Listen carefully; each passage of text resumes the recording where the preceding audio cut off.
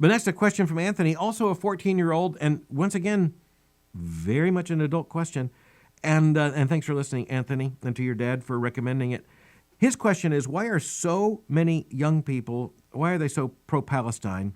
He says, as a young person who's pro-Israel and only really sees pro-Palestine content on the international social media, my theory is that young people are not getting reliable information from other young people, TikTok, Instagram, etc. Do you agree, or is there more to it? Well, I do agree, Anthony. Fundamentally, I agree. But I do think there's more to it. So I think you kind of knew the answer when you asked the question that way. And I want to tell you what I think is the more to it.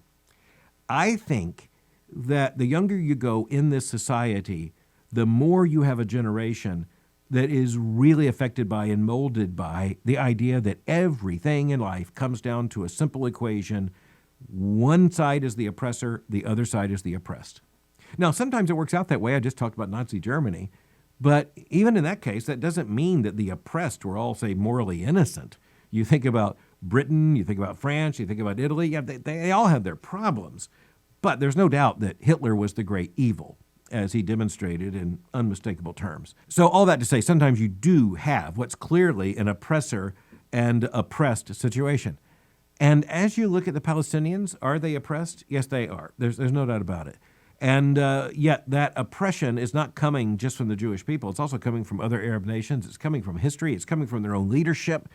And it's coming from multiple moral failures at every single level. So we should feel for the Palestinian people. But that does not mean that the political cause that is identified with them is axiomatically morally right. So when you have someone who just is going to force everything into an oppressor and oppressed equation, well, then you're going to say, well, this side's the oppressor, this side's the oppressed. I'm siding with the oppressed. That is the way the left, that's the way the progressive left in the United States and worldwide has been making many of its advances.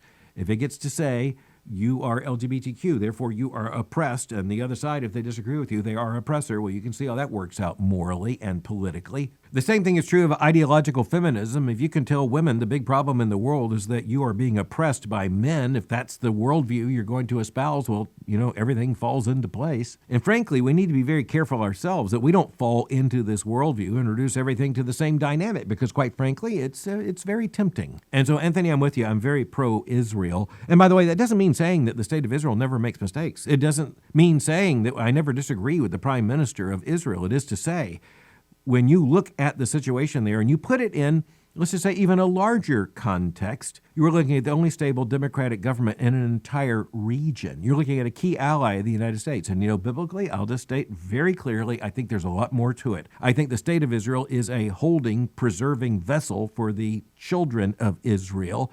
And I believe that every single biblical promise about Israel is going to be fulfilled. Most importantly, a vast turning to the gospel at the end of the age.